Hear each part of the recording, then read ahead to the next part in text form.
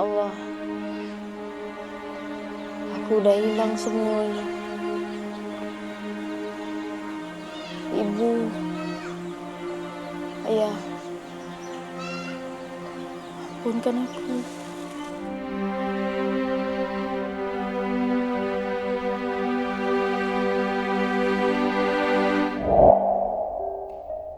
Kadang-kadang, kenangan selalu datang tanpa diundang.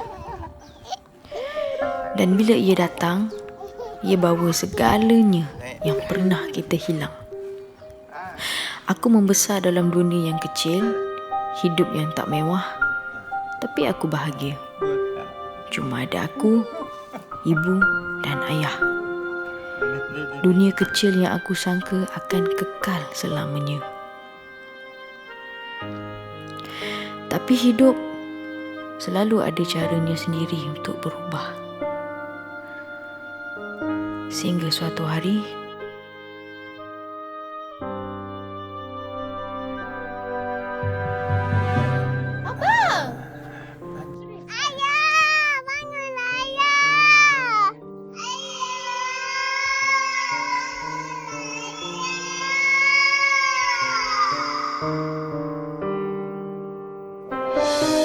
aku telah hilang ayah.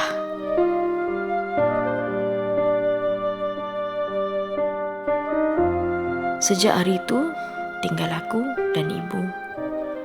Rumah yang kecil sekarang terasa lebih lapang dan kosong.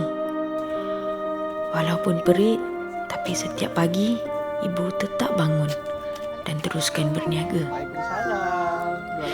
Dia kata, semuanya untuk masa depan aku.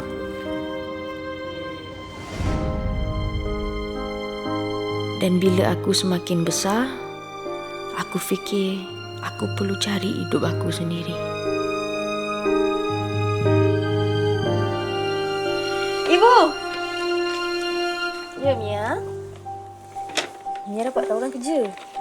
Tawaran kerja? Ibu izinkan? Pergilah Mia. Ibu izinkan. Betul? Betul. Terima kasih. Sama-sama Mia.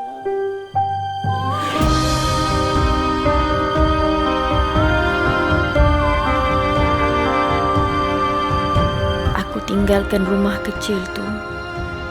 Aku tinggalkan ibu.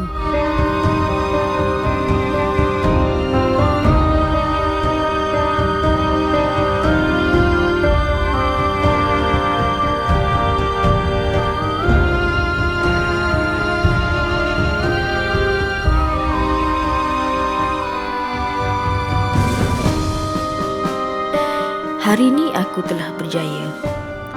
Kejayaan semakin tinggi. Mesyuarat demi mesyuarat.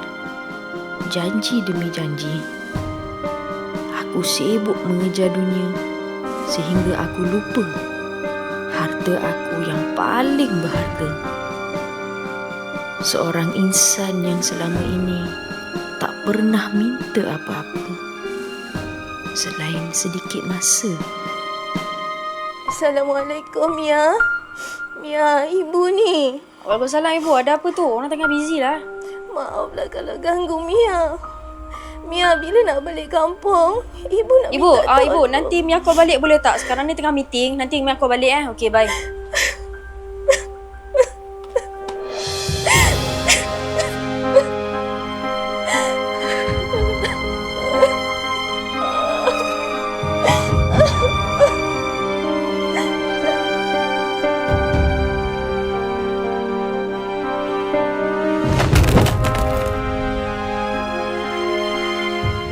Mia, ibu Mia dah tak ada Mia. Mia balik ya Mia.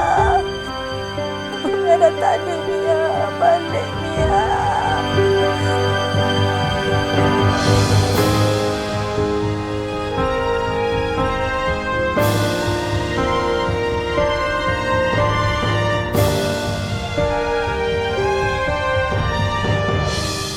Waktu tu aku tak sedar yang masa tak pernah tunggu sesiapa.